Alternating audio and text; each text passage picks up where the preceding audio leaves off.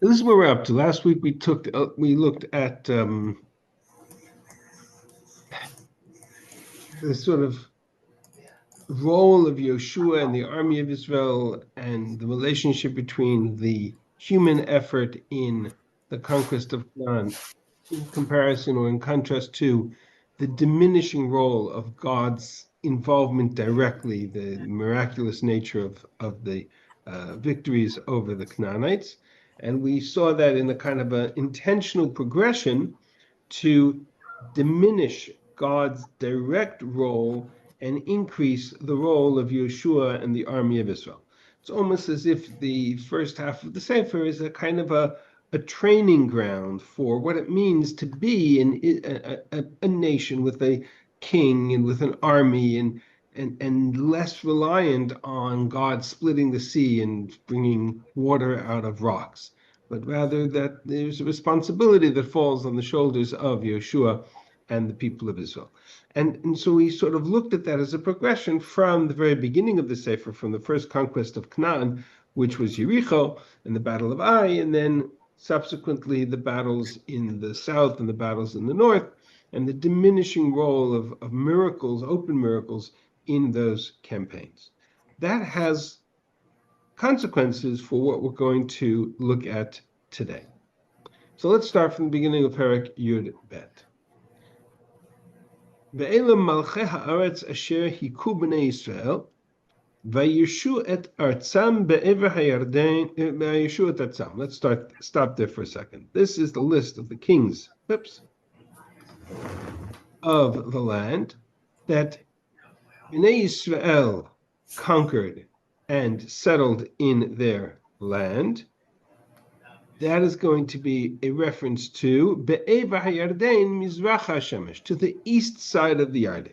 So in this parak, which is essentially a summary of the entire conquest of Canaan, it starts with a summary of the east side of the Jordan.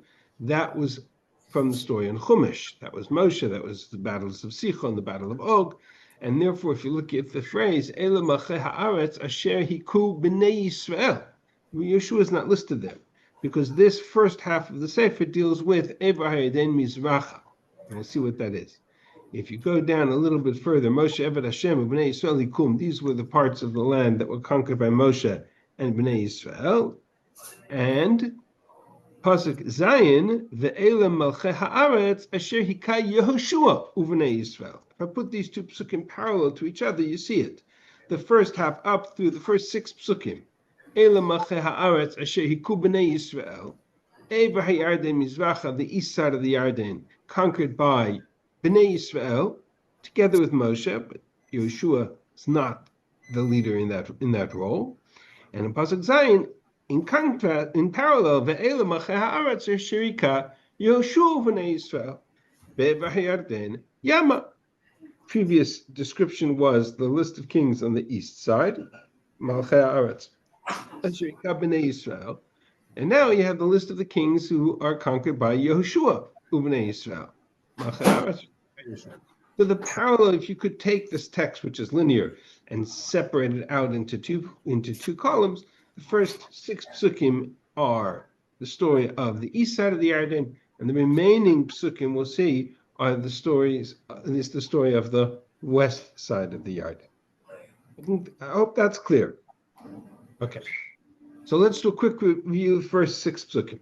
Ela malchei haaretz asher hiku b'nei Yisrael vayishu et artzam be'ever hayarden mizrach hashemesh, east side of the Jordan, minachal Arnon ve'ad har Hermon v'chol ha'arava mizracha, from Nachal Arnon all the way to the Hermon and the Golan, and all of the valley, and the Arava eastward.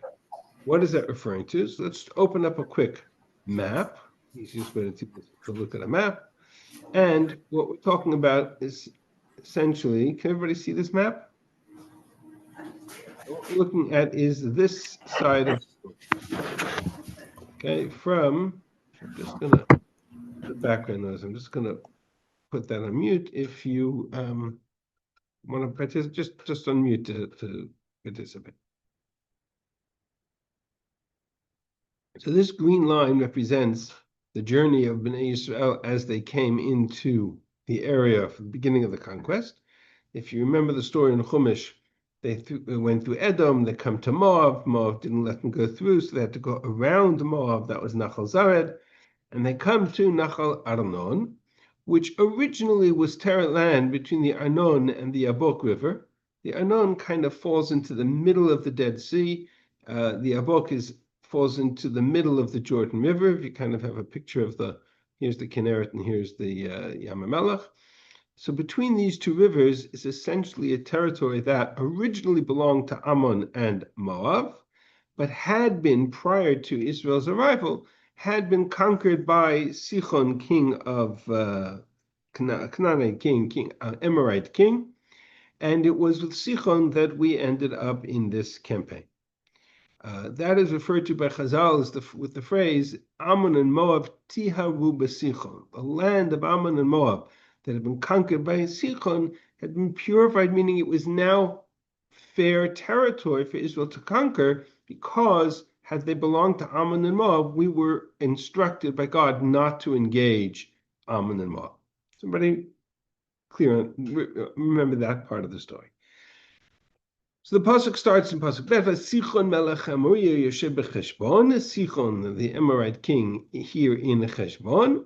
Moshel me aroer asher asfat נחל ארנון בתוך הנחל, וחצי הגלעד ועד יבוק הנחל, גבול בני עמון. Sichon ruled from the Arnon River, from Aroer, which is on the banks of the Arnon River, all the way to the Yabok. This territory, this box, as it's sometimes referred to, which is Ammon to the east and Yoav to the south, but this is the land which now was belonging to Sichon. V'harava ad yam kinrot mizracha, from there north, from the Yabok, up to the Kinneret.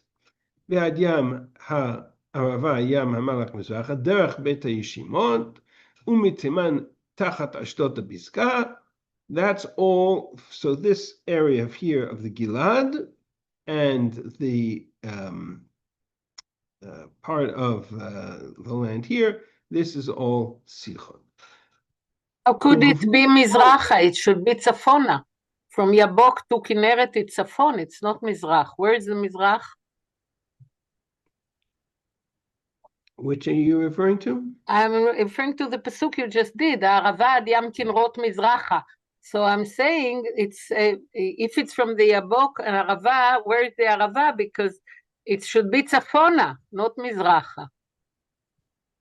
Mizracha from the Yarden.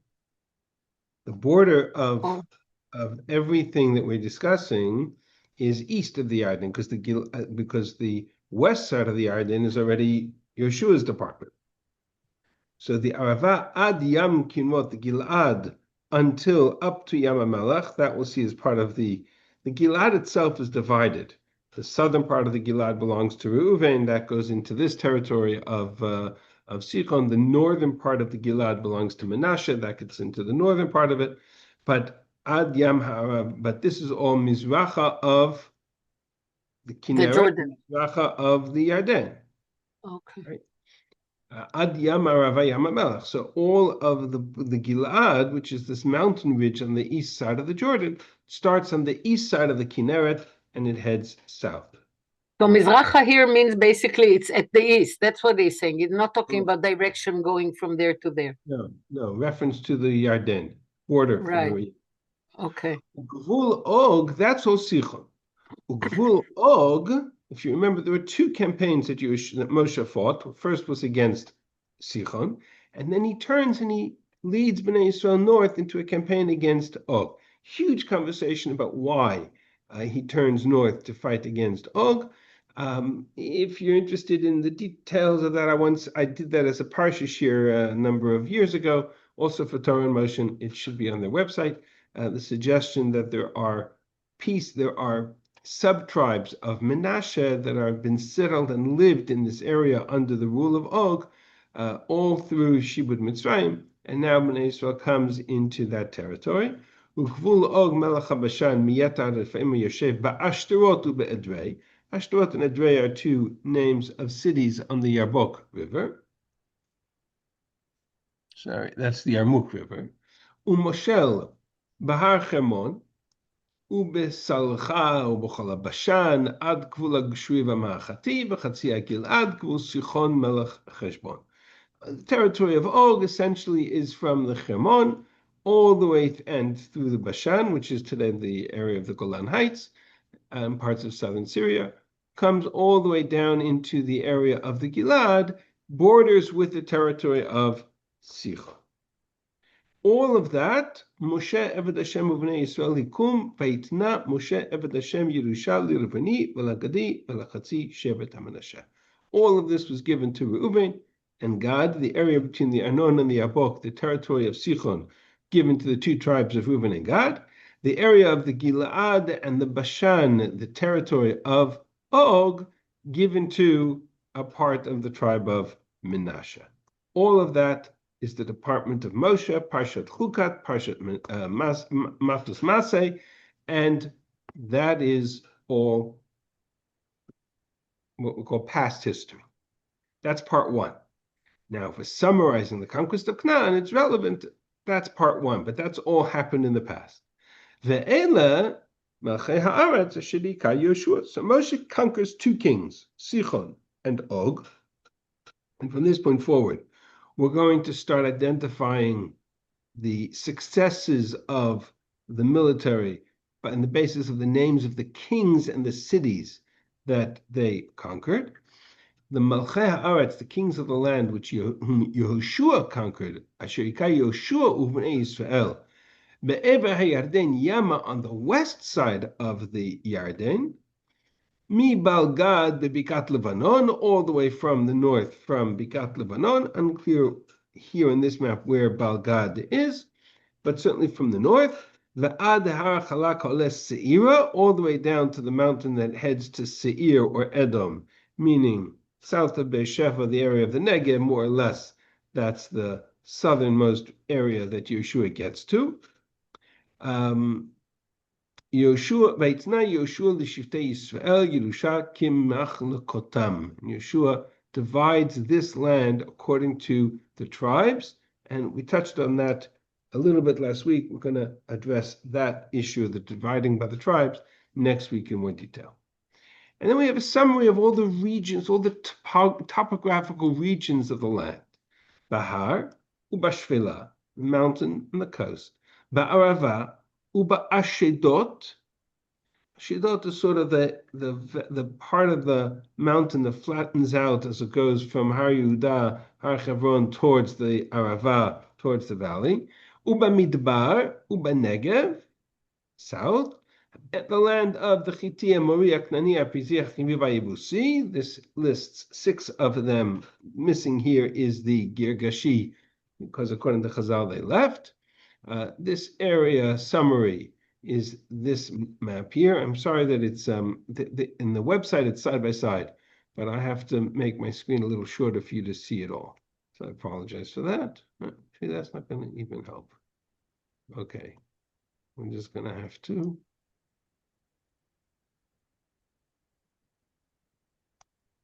We'll do it this way. Okay, this is essentially the eastern range. You have the mountain range, the Shvela, the coast. That's not a good map. Let's do this way. Bahar, you can sort of see, I don't know if you can see the topography here. Uba Shvela on the coast, Uba Arava in the valley, Uba Ashedot, which is essentially this area here, Bamidbar Uba Negev. And then it starts to list the names of the nations, the Hachiti, Ha'emori, Haknaani, Haprizi, then here, Hachivi. Hachivi are probably up here, and the Jebusites, Veha Yebusi. So you have the nations of Canaan, and you have the regions of Canaan, which are all part of this conquest. And we'll see that there's a challenge to that summary at the end of the story in the beginning of Parak Yud Gimel, that even though we have a description here of all of the regions that Yehoshua conquered and all of the kings that Yehoshua conquered, there was still much of the land that remained unconquered, and that's something which we'll have to address. But for now, this is in the form of a summary. And then we get to the most interesting part of this parak. So again, it's listing the names of the regions. Bahar, Bashvila, Barava, Bashivot. It started with Elam Malche. You have to sort of read this as one sentence. Elam Malche Haaretz. These are the kings of the land, which Yehoshua and Bnei Israel conquered on the west side of the Jordan, from north to south. Mibal Gad v'Bekat Lebanon v'Adar Chalak Oles Seira. And Yehoshua gave them all to these areas to the tribes to divide. Etc. And now the kings. It's a list of kings, so let's list the kings. Melech Yericho Echad, Melech Ai Echad, Melech Ai Shemitzad Beit El Echad. I don't know if I have to translate them. Just have to pick up the name of the king, the name of the city, the king of Yericho, one. The king of Ai, next to Bethel, one. We're not listing the names of the kings, we're listing the names of the cities that were conquered. Melech Yerushalayim Echad, Melech Hebron Echad, Melech Yarmut Echad, Melech Lachish Echad, Melech Eglon Echad, Melech Gezer Echad, Melech Tvir Echad, Melech Geder Echad, Melech Chorma Echad. I could leave out, we can just get a list of the cities. Chorma and Arad and Livna and Adulam. Each one, Melech Adulam Echad. One king per city, Melech Makedah Echad, Melech Betel Echad, Melech Tapuach Echad, Melech Hefer Echad, Melech Afek Echad, Melech Lasharon Echad, Melech Madon Echad, Melech Chatzor Echad, Melech Shimon Miron Echad, Melech Achshaf Echad, Melech Tanach Echad, Melech Megiddo Echad, Melech Kedesh Echad, Melech Yokneam Echad, Yokneam Lakamel Echad. The St. Louisans, that's a city that should ring bells. St. Louis is twinned with the modern day Yokneam. Melech Dor l'Nafat Dor Echad, Melech Goyim l'Gilgal Echad, Melech Tirza Echad, Kol Melechim Shloshim Echad. List of all the kings, count them up, you get 31. All right, so there's two exercises for us to do in this parak. The first is to identify the names of all these cities.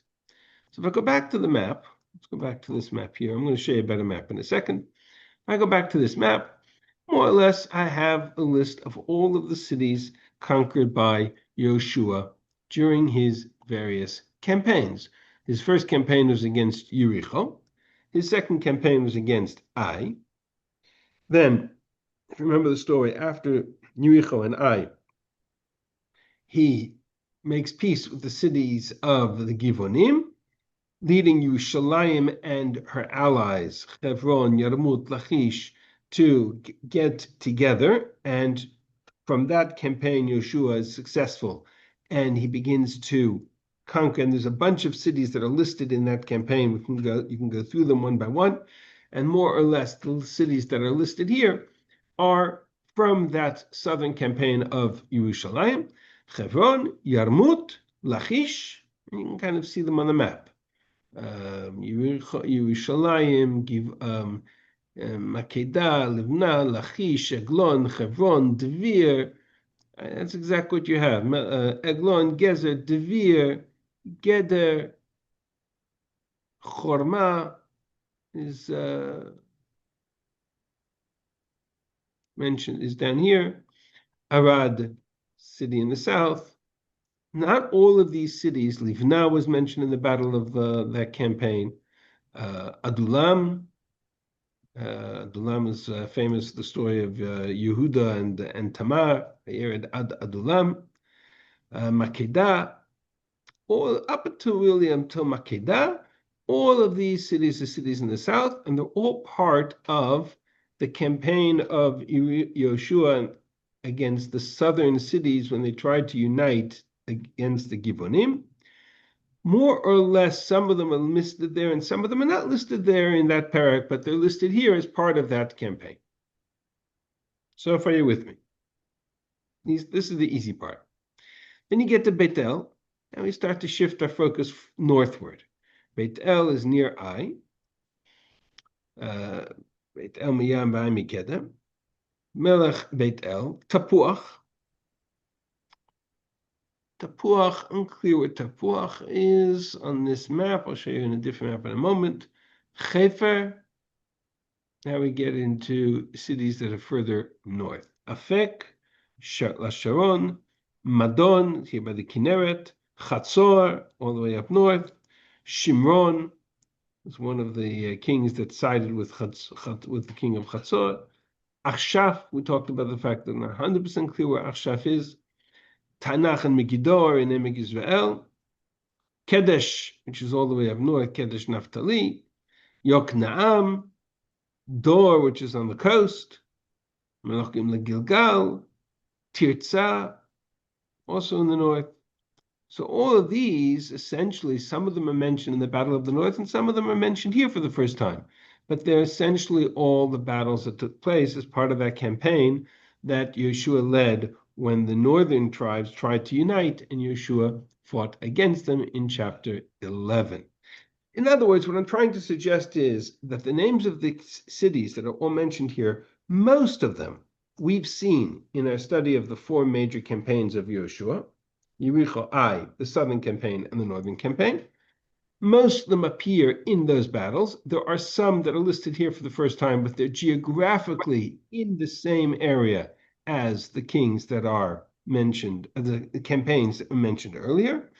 The best map I've found of the list of all this 31 kings is this one, which starts in Balgad in Bikat Lebanon on the north, all the way down to the south, to Vir and Arad. Come on.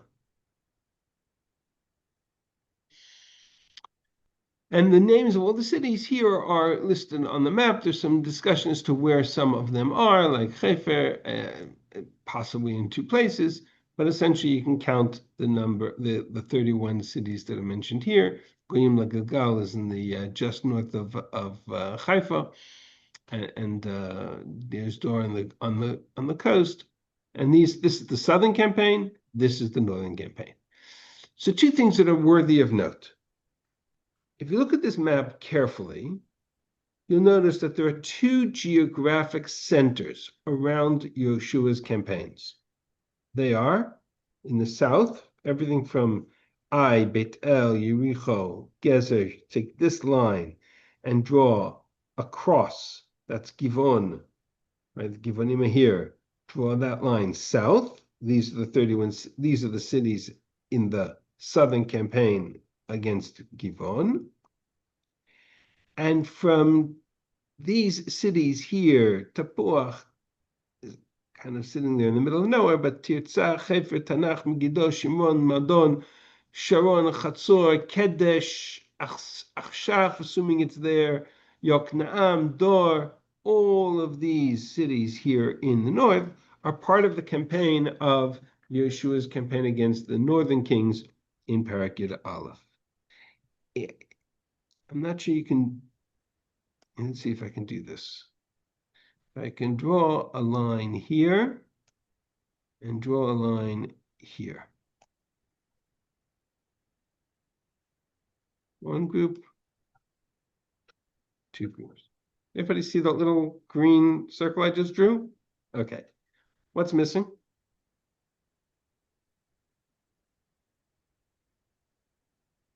Why is these two lines interesting to, why did I bother with them? What's missing here?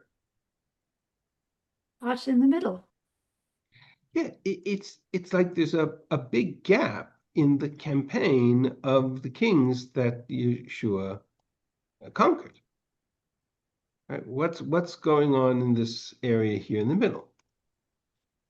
And the answer to that question is, if you remember, when we started with the campaign of from chapter 6 is the conquest of Yericho, 7 and 8 is the conquest of Ai, 9 is the Brit with the Givonim. Between the Battle of Ai and the Brit with the Givonim, which is just around here,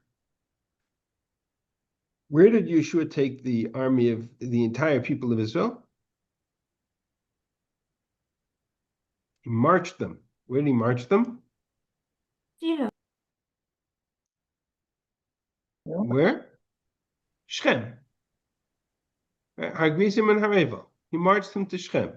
He marched them up here into the area around Shechem. And that's what's so fascinating, is that you have this large area in between in which Yehoshua kind of walks through with the entire people of Israel, and there's no battle. There's no king. Excuse me?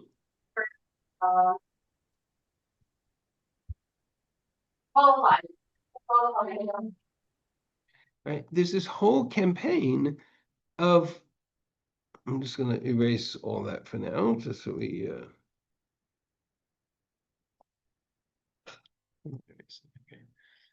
this is whole campaign. There's a whole missing piece of the kings, which is in the middle, in and around the area of Shechem. Yehoshua seems to have free access into that territory, and that's further evidence to something we discussed a ways back, which was that it would seem that that Shechem was chosen specifically because the area around Shechem were kind of friendly, if you will, to the conquering Israelite army. There were no battles in that area.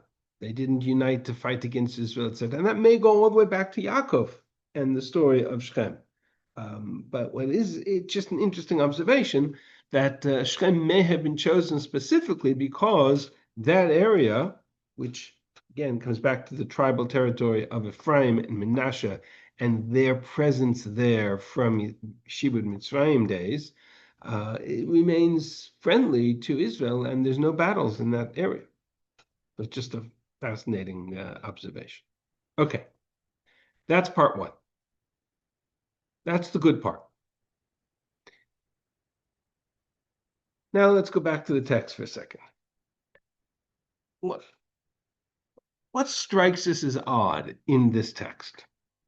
Melech Yericho Echad, Melech Ai Shemitzad Beit El Echad, Melech Yishalayim Echad, Melech Chevron Echad, Melech Yarmut Echad, Melech Tirza Echad, Kol Melachim Shloshim Echad. I think if you and I were composing this, we could probably identify a way of composing this in a more concise manner. Yes? Melech Yericho, Melech Ai, Melech Yerushalayim, Melech Hebron, Melech Yamut, Melech Lachish, Melech Eglon, Melech Gezer, Kol Melachim 31.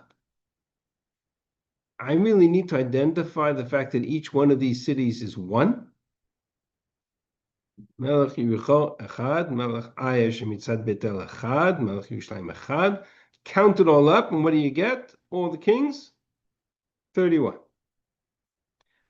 It's very repetitive, no? So what's the simple answer to why it's so repetitive?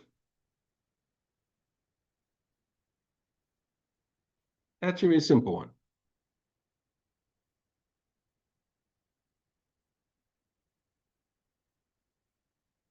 No? They were each a separate battle and each a separate event and person. Okay. So you want to name them one by one. Although they're not really separate battles. That's true. Identify they're part of sort of campaigns. Right, they're part of something bigger. Campaign. It's more Right? poetry than prose. Say that again? It's more poetry than prose. More poetry than prose. Okay. Poetry in Tanakh has a name, and this certainly has a type of name. Part of our problem is that we read Tanakh linearly. But Tanakh wasn't written to be read linearly. There are many parts of Tanakh that were written in formats that are not linear, meaning they're not just text. Layout, format is very important.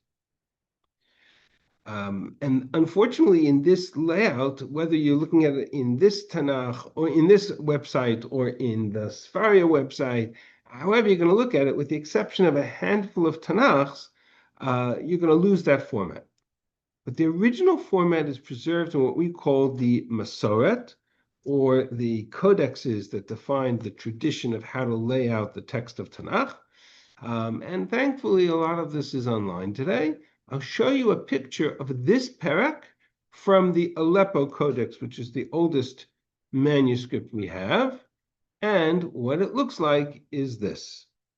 Melech Yericho Echad, Melech HaYasher B'tzad Beit El Echad, Melech Yerushalayim Echad, Melech Hebron Echad. You can see this on the Wikipedia page, the entire Sefer Yehoshua original Aleppo manuscript is there.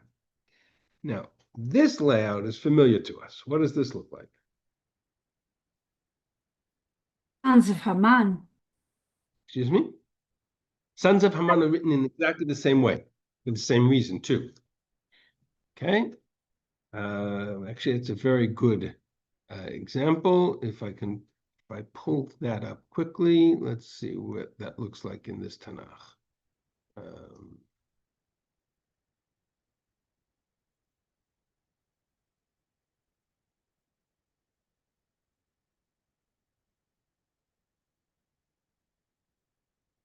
Yeah, you see, they put you at 2. Okay, nothing I can do about it. They butchered the layout there too. Is it What is this? Yashir written something like that? Correct. Yashir follows exactly the same format as this does, namely it's 2 columns. What's the purpose of writing in 2? In this case, it's 4 columns, but I don't think in the Tanakh, I think if you look in most Tanakhs, it's just written out as 2 columns. Why? What does this represent? Somebody said Hazinu. Hazinu is exactly the same format. What is Hazinu? Why Is it a Shira? It's a song. Yeah. Song. Shira. Song has format. And all Shira in Tanakh has a format. It's not just a song, it's actually laid out in a form which reflects the nature of the song itself. Hazinu is written in 2 columns. Az Yashir is written, for example, in 3 parts, right? Different type of format. There's a lot of discussion in the halacha as to what the different types of formats of shira are, but essentially there are 2 types. There's a 2-column format, which you have in front of you, or you have by Hazinu, and there's we'll call a brick wall format, which is what Hazinu looks like, where it's written Shirat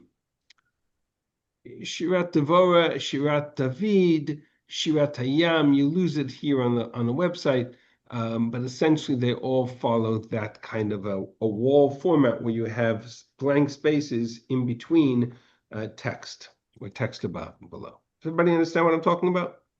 You'll see. Yeah, I think it's called Dariach Levena, no? Something like that. That's why I use the brick wall analogy, and Chazal refer to the blank spaces and the bricks between them. Correct. All right. So assuming that it's Shira, what's interesting about this particular Shira is that you have, if I look at it carefully, Melech Yericho is on the name of the king and the name of the city is 1 column, and the word Echad is the other column. Why would you write it out that way?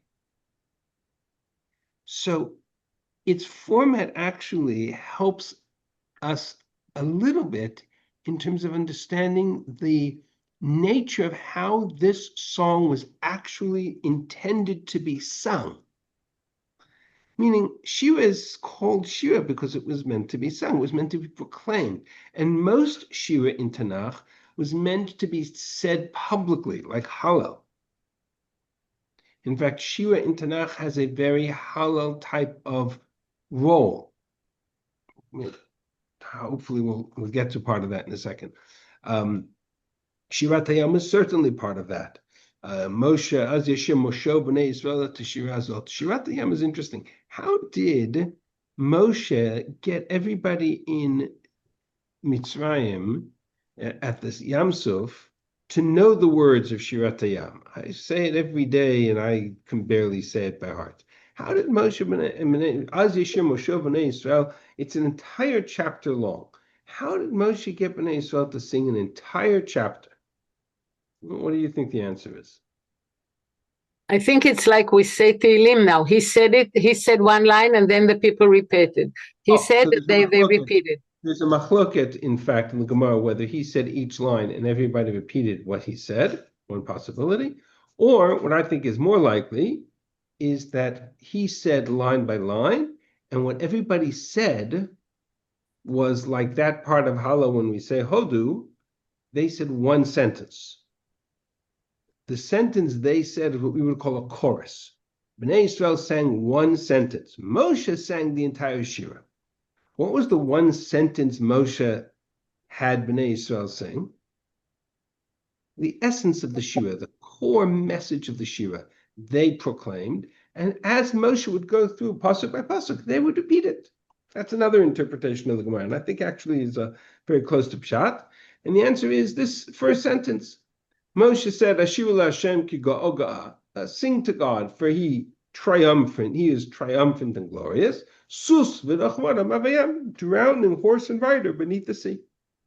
That's a summary of the entire story. Everything else now comes in detail.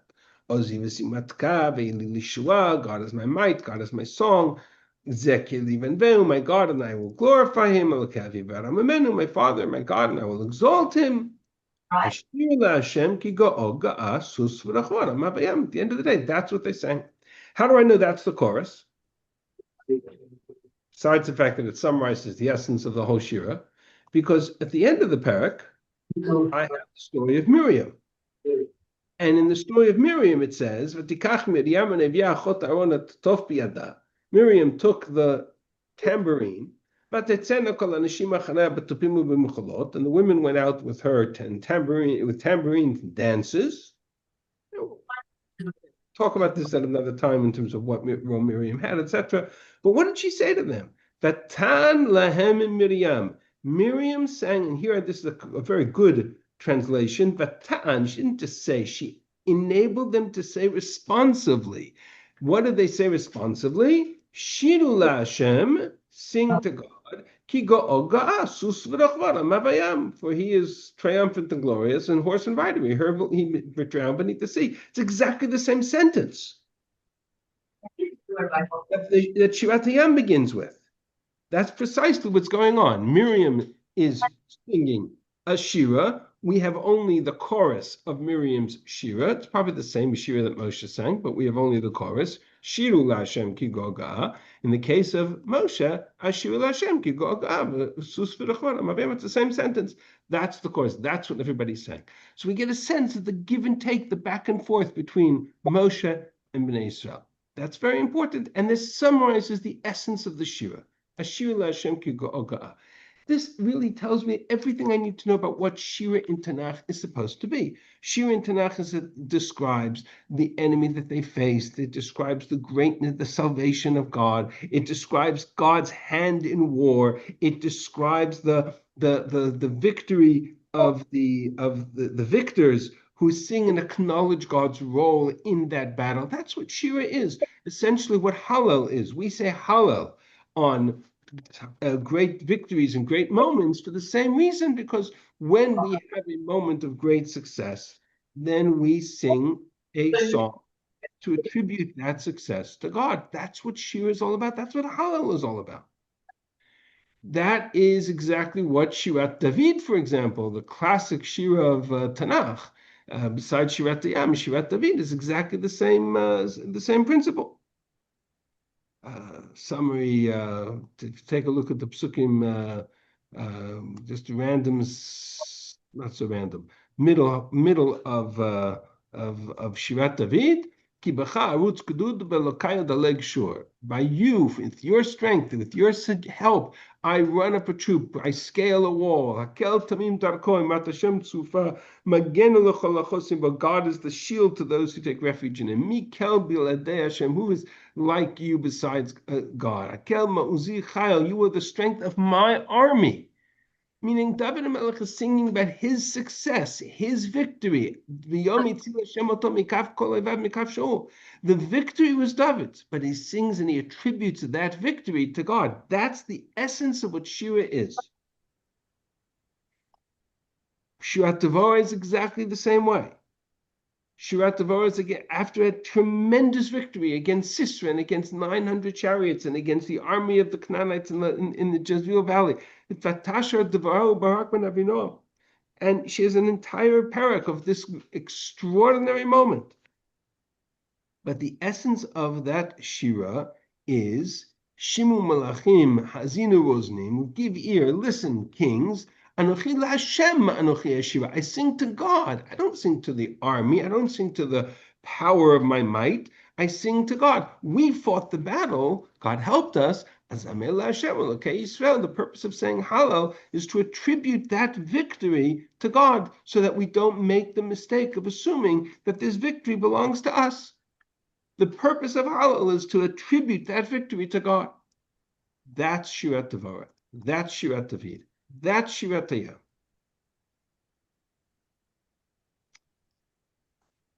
There's a certain problematic nature to this song of the kings. And I share it with you because I think it's important to acknowledge it.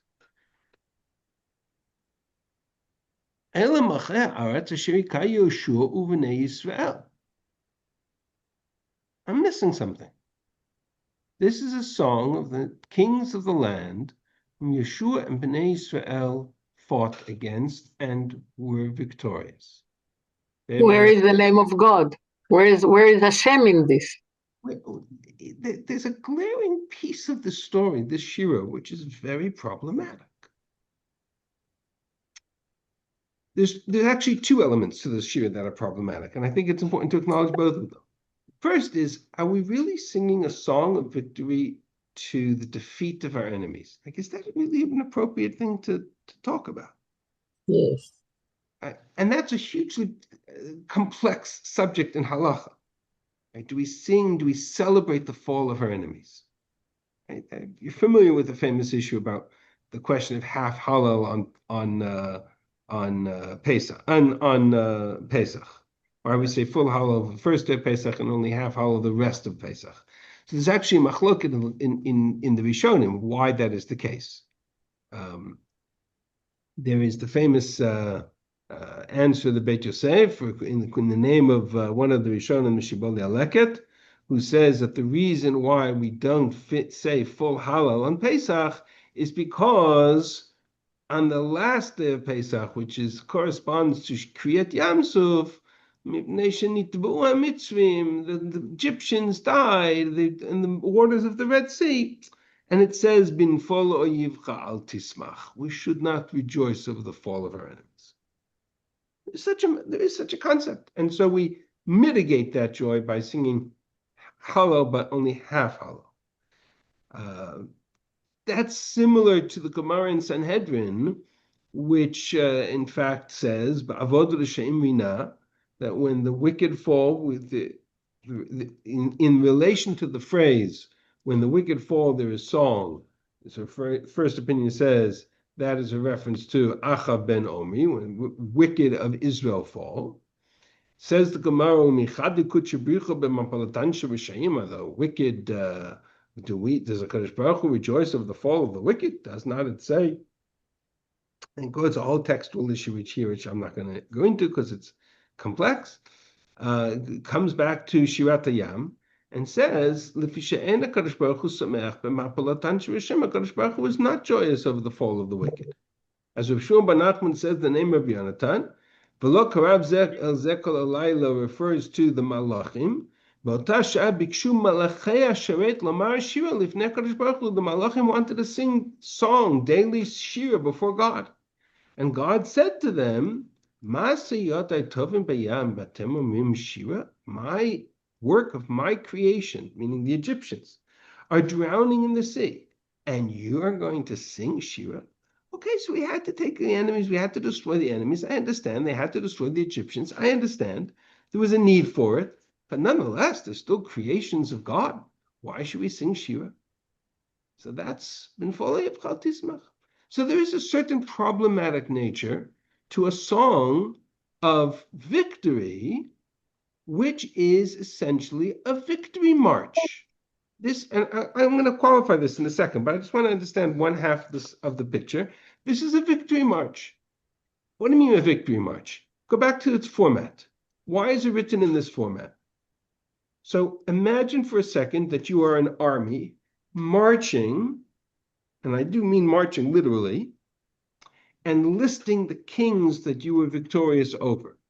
And the way this shira sings is as follows. Whoever's at the front of the campaign, let's say Yehoshua or the generals under Yehoshua, would start, and they would proclaim, Melech Yericho, and everybody would respond, Chad. Melech Yerushalayim, אחד. Melech Yarmut, אחד. Melech Eglon. And so that's exactly how it was sung. It was a march. It was a victory march. And it listed all the kings until the final line, which is Kol Melachim. And notice the way the Shloshim Ve'echad is laid out, the 31, is that the Ve'echad is also part of that shira. Right? Shloshim Ve'echad. It's all part of that shira. It's all part of the character of this song of victory to the vanquishing of the enemies of Canaan, which in itself is somewhat problematic because we have this notion of Benfola Yivchal Tismach. Okay. But there's a flip side to that. The flip side is Moshe B'nai Yisrael sang Shira. Devorah and Barak sang Shira. David and Melech sang Shira. Many times when we have Shira in Hallel, we say. The flip side is that there's another kind of parallel line of thinking, which is reflected again in a number of midrashim, to the question of Benfola Yivchal Tismach, when you rejoice of your enemies, do not fall of your enemies, do not rejoice.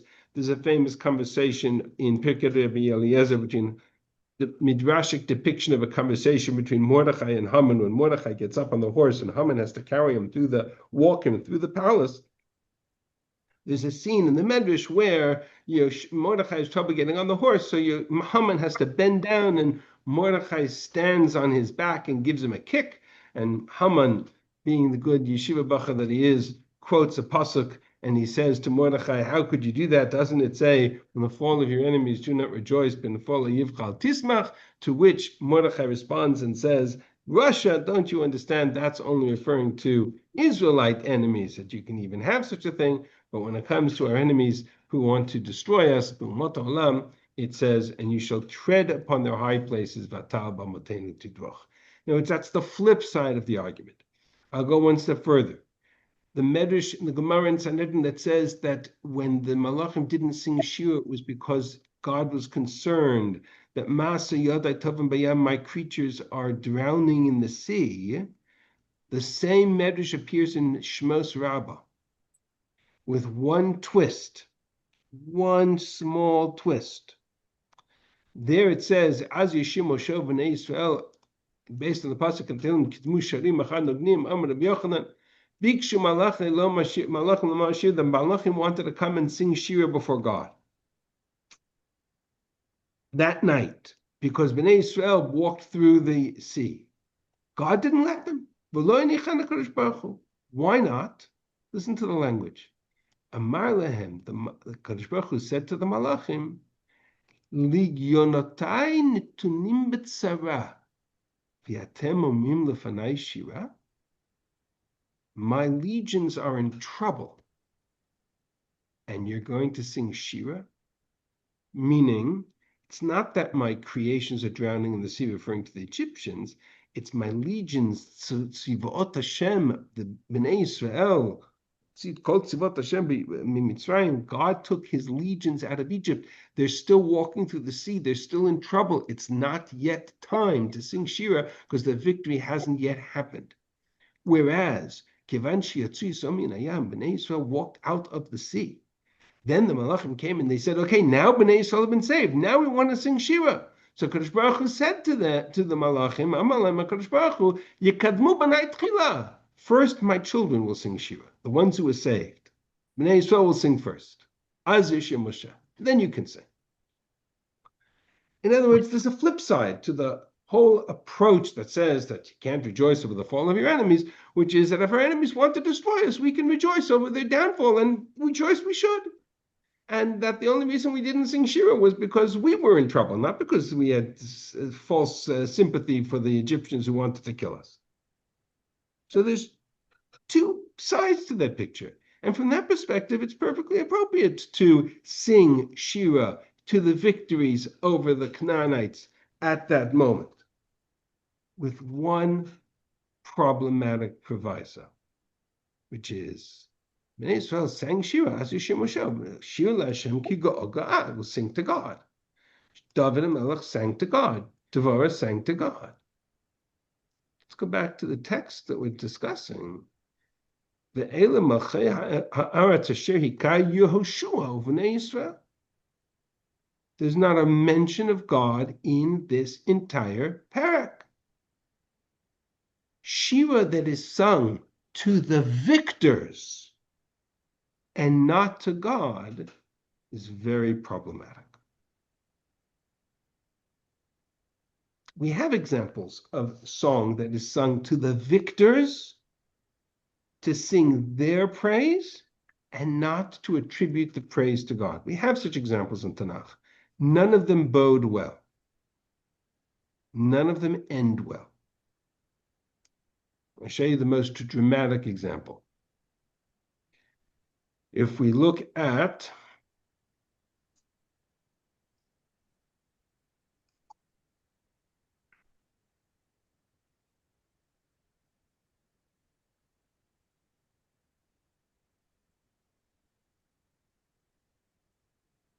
David HaMelech, when he goes into the service of Shaul,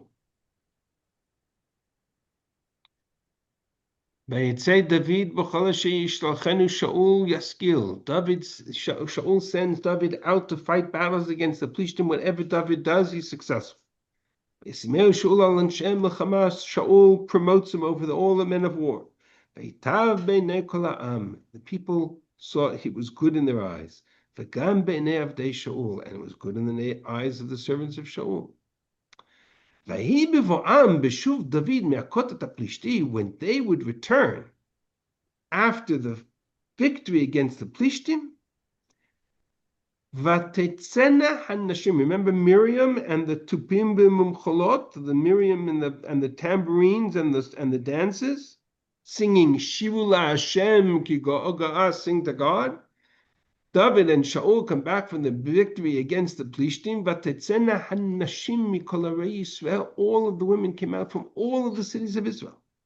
Lashir, to sing. V'hamecholot, and to dance. Likrat Shaul HaMelech, to greet the king, to greet Shaul, the great victor in the battle against the Plishtim. B'tupim, b'simcha, b'shalishim, with tambourines, with joy, with instruments. If this was Miriam at this moment, we would have Ashiru LaHashem or Shivu LaHashem ki go'ah. What do they sing? They sing 6-word song. Actually, 5 words. The 5 most problematic words in Tanakh that changed the course of history. The women who sang said, Hika Shaul ba'alafav v'David b'rivavotav. Saul by his thousands and David by his tens of thousands smote the Plishtim. 5 words. They sang this in a chorus. They sang this as a song. They sang this over the radio waves. They sang this. They put this to melody. I don't know what it was. The top hit of the generation. But you know what it caused? It caused the longest civil war in Jewish history, because it split Shaul from David. It caused the jealousy that forced David to run from the kingdom. Eventually, it led to the forces of David and the forces of Shaul literally at war with each other. Shaul chasing David, trying to kill him. David's men trying to kill the forces of Shaul. Eventually, after Shaul's death, there was a continuation of that civil war. It lasted for 7 years. all because of 5 words, sang to the victors.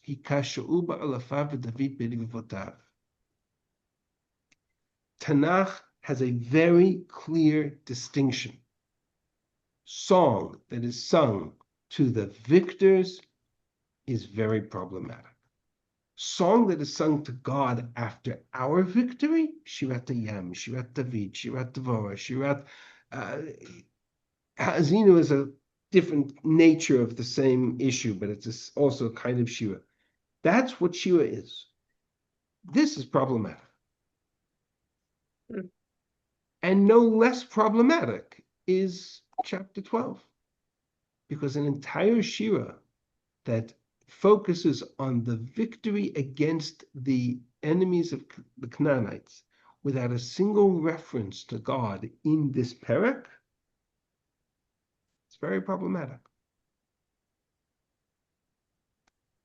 I would anticipate that after such a problem or such a shira, we would find some negative consequence of this, whether it be a direct punishment or whether it be not an indirect result. But I would anticipate that after such a shira to the victors and not to God, as beautiful as this parak is, and in the Aleppo manuscript, it's very beautiful. It's even aesthetically beautiful, but it's very problematic. And the result is no less problematic. Because where do we go from here? Beginning of Parakid Gimel. Yehoshua Zaken, Ba Bayamim. Yeshua is old. His role has ended. He's no longer in charge. He's no longer leading the battle. I suspect that already is happening at the end of chapter 12, which is a song that probably took on energy over the course of time and became part of the character of a generation that was now leaderless because Yeshua is old. Yeshua is Zaken, Baba Yamim.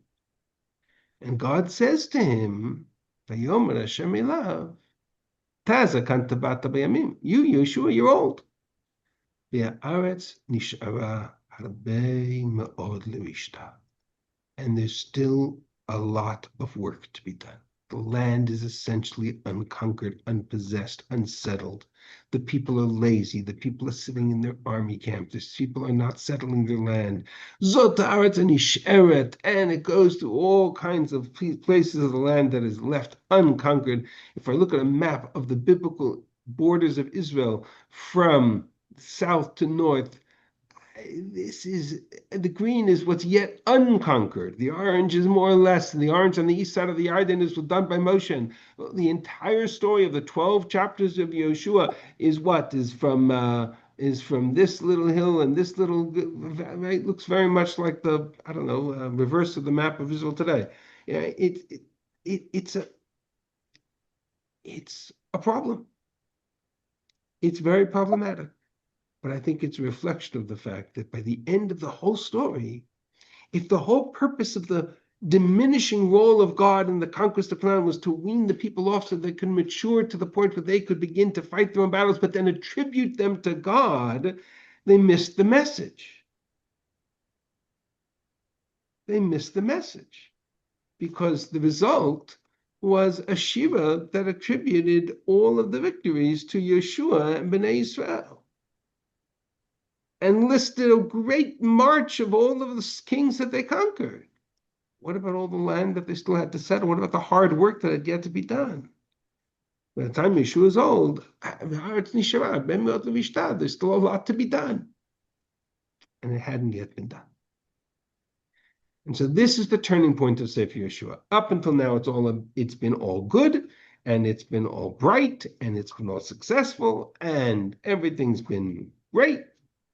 And then as Yeshua's role begins to diminish and the job of each tribe begins to be to go and to settle and to conquer their land, we find in that transition point this song of victory that has no business, essentially, being a song about Yehoshua and the Canaanite kings should have been a song about Shirat Yam style, about God and his role.